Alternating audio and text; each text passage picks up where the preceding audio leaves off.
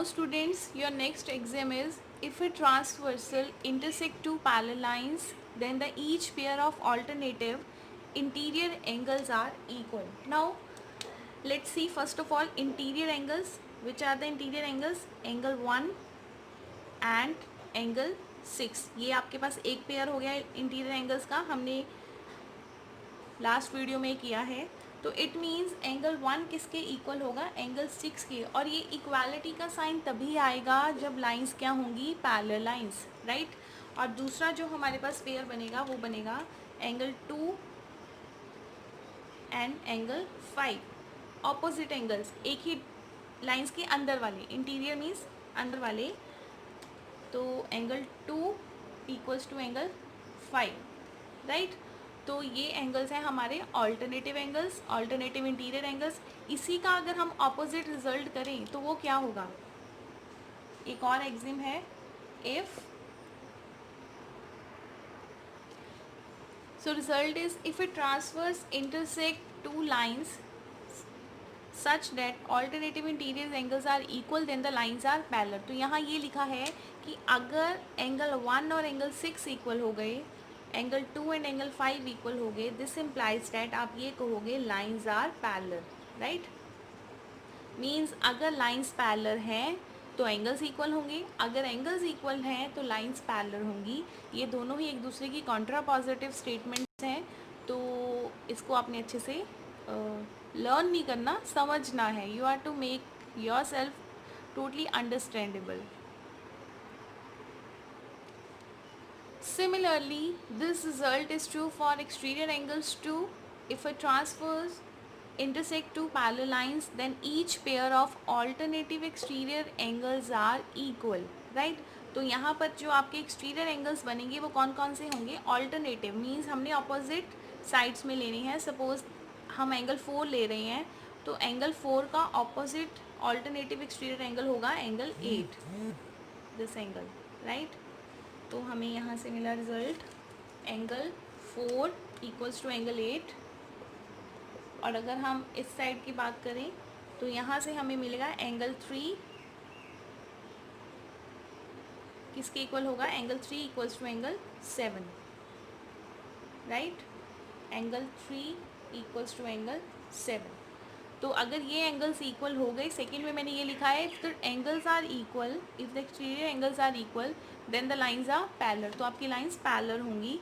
Means अगर तो आपके पास एंगल 4 एंगल 8 के इक्वल दिया हुआ है, it is given, and angle 7 equals to angle 3, this implies that lines are parallel,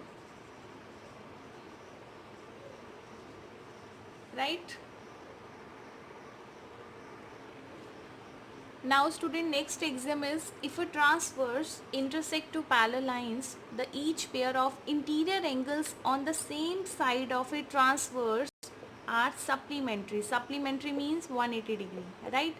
तो ये लाइन बहुत इंपॉर्टेंट है. Interior angles on the same side of a transverse.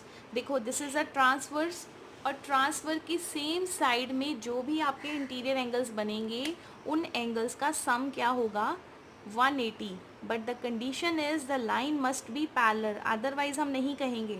Suppose अगर लाइंस ऐसी हुई तब हम नहीं कहेंगे कि एंगल 1 और एंगल 5 का सम 180 है. No, this is wrong. This is applicable only when we have parallel lines, right. So we have result here angle 1 plus angle 5 equals to 180 degree.